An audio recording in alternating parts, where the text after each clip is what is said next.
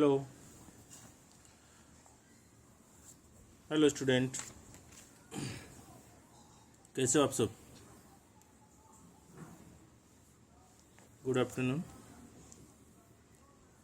मैं तुम लोग को आज एक चैप्टर स्टार्ट कर रहा हूँ, commerce maths 2 chapter number 7 exercise 7.2।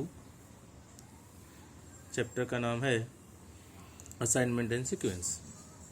तो एक्सरसाइज फर्स्ट में असाइनमेंट प्रॉब्लम है और एक्सरसाइज 2 में सीक्वेंस प्रॉब्लम है। तो सबसे पहले मैं तुम लोग को 7.2 का सीक्वेंस प्रॉब्लम सिखाने जा रहा हूँ। N jobs and 2 machines.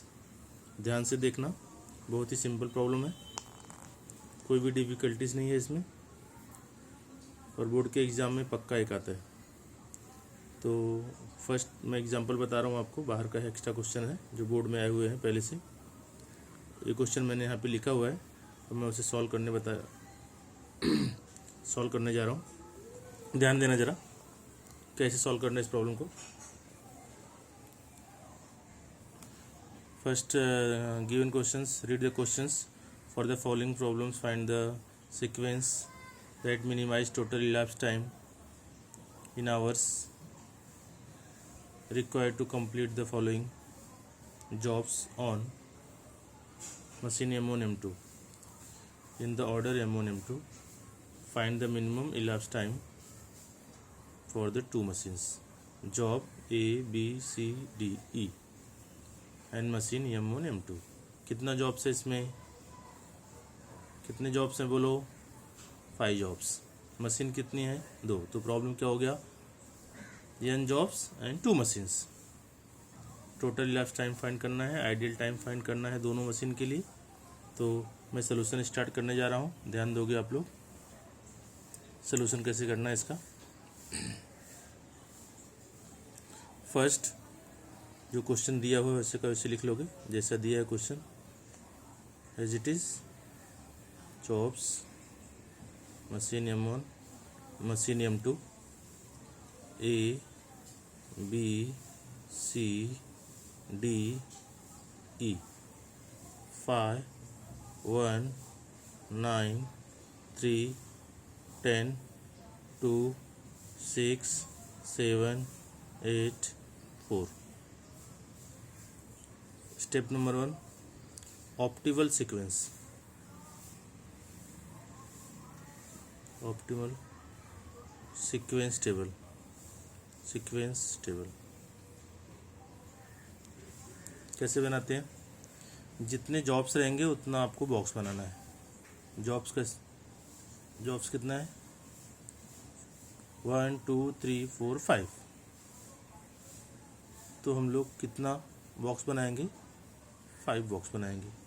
1 2 3 4 and 5। Box बनाने के बाद इस बॉक्स में नंबर्स कैसे लिखना है, ध्यान दो जरा, अच्छे से देखो।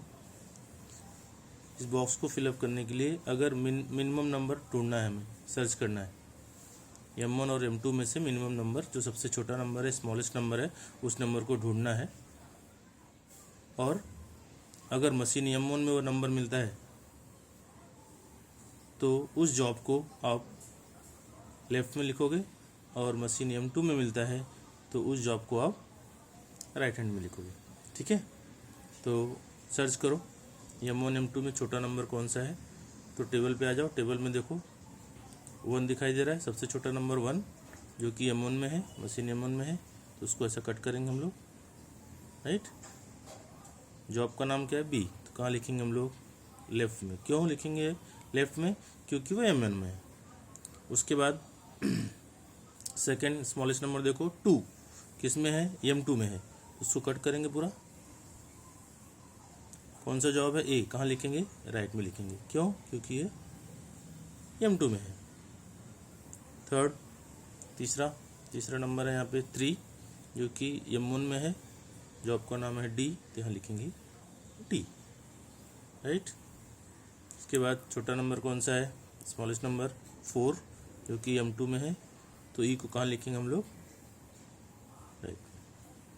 बच्चा लास्ट वाला 7 है, किसमें है, M2 में है, एक ही बॉक्स बचा हुआ है इसलिए कोई ऑप्शन नहीं है। इसको बोलते हैं ऑप्टिमल सीक्वेंस टेबल, बराबर। अब इसको सॉल्व करने के लिए टेबल ड्रॉ करना पड़ेगा, total elapse time table, total इलाप्स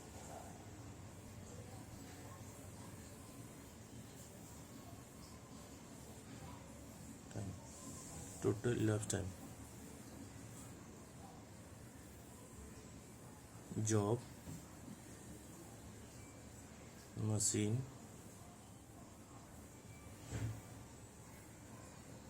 M1,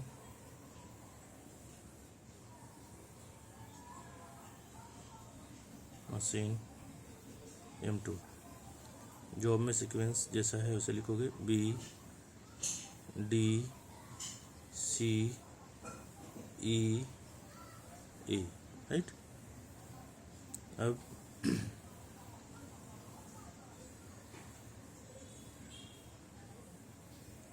in out, in out,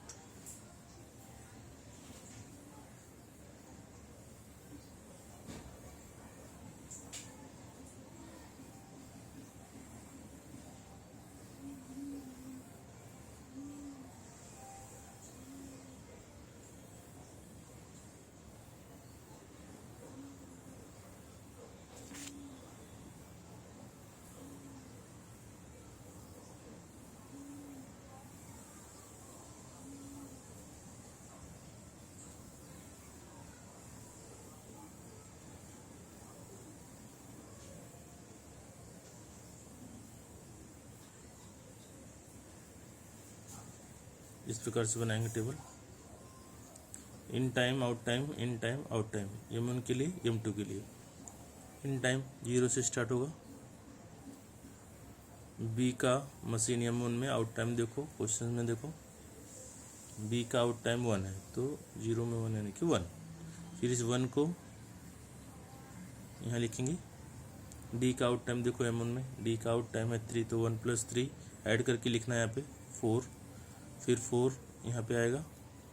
फिर C का आउट टाइम देखो, C का आउट टाइम है 9, 4 + 9 कितना होता है 13, 13 लिख देने का यहाँ पे 13 आएगा यहाँ इन टाइम में। 13 E का आउट टाइम देखो 10, 13 + 10 होता है 23, 23 यहाँ लिखेंगे। फिर एक आउट टाइम देखो, एक आउट टाइम कितना है, एक आउट टाइम है 5, 23 + 5 28। ऐसा टेबल ड्रॉ करेंगे फर्स्ट मशीन M1 के लिए। फिर यहाँ का आउट टाइम मशीन M1 का, मशीन 2 के लिए इन टाइम होगा 1। फिर आउट टाइम B का देखो M2 में, B का M2 में 6 है तो 1 + 6 कितना होगा 7। फिर ये नंबर और ये नंबर M1 का आउट टाइम और M2 का आउट टाइम, दोनों में जो नंबर बड़ा होगा उसको इन टाइम में लिखेंगे। तो कौन सा नंबर 7 बड़ा है कि 4 बड़ा है, 7 बड़ा है तो 7 यहाँ लिखेंगे, राइट। फिर D का, जॉब D का देखो आउट टाइम कितना 8 है तो 7 + 8 कितना होता है 15, बराबर। अब यहाँ 15 है, यहाँ 13 है तो कौन सा नंबर लिखेंगे, कौन सा नंबर लिखेंगे बोलो 15, तो लिख दिया 15। C का आउट टाइम देखो, C का आउट टाइम 7, 15 + 7, 15 + 7 होता है 22। फिर यहाँ 22 है बट यहाँ पे कितना है 23 है तो कौन सा नंबर बोला था लिखने के मैंने, जो बड़ा नंबर रहेगा तो बड़ा नंबर 23 है तो हम यहाँ पे 23 लिखेंगे। फिर उसके बाद E का आउट टाइम देखो, E का आउट टाइम, E का आउट टाइम क्या है, E का आउट टाइम है 4 तो 23 + 4 कितना होता है 27। यहाँ पे 27, यहाँ पे कितना हो गया 28, बड़ा कौन सा है 28 तो यहाँ लिखेंगे हम लोग 28, राइट। उसके बाद एक आउट टाइम देखो, एक आउट टाइम है 2 तो 28 + 2 कितना होता है 30, समझा। तो ये हो गया तुम्हारा total elapse time, total elapse time. इसके बाद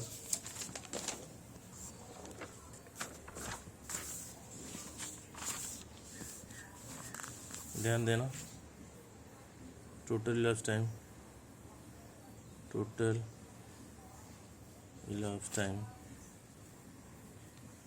टाइम इज इक्वल टू कितना हो गया 30।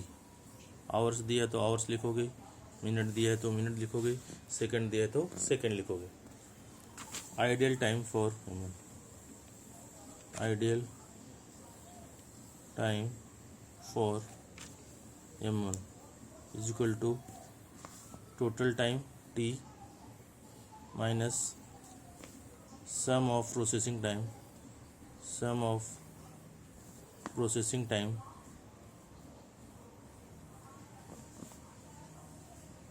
Time of 5 jobs on m1। Total time कितना आ गया 30। सम फाइंड करने के लिए हमको ऐड करना पड़ेगा। क्वेश्चन में जाओ वापस,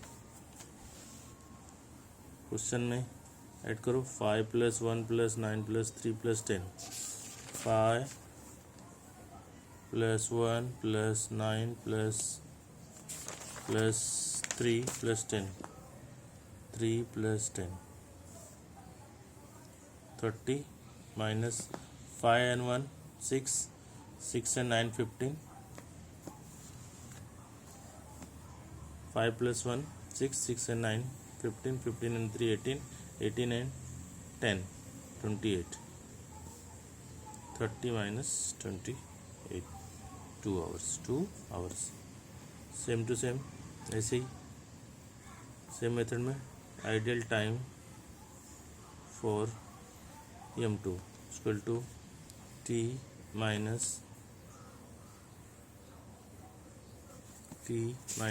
processing time. Check the processing time 2 + 6 + 7 + 8 + 4, 2 6 7 8 4, 2 + 6 + 7 + 8 + 4, 2 + 6 + 7 + 8 + 4, total time 30। Add करो 2 + 6 8, 8 and 7, 8 and 7 15, 15 and 8 23, 23 and 4 27 equal to 3 hours, 3 hours, right? Write the answer. Total elapsed time,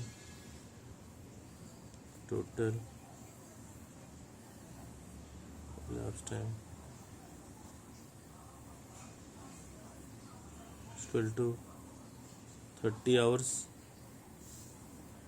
Ideal time for m1, ideal time for m1 is equal to what?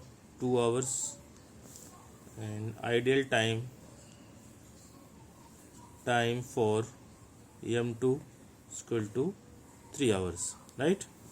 समझा? नहीं समझा तो one time मैं फिर से explain करूँगा, बार बार explain करूँगा,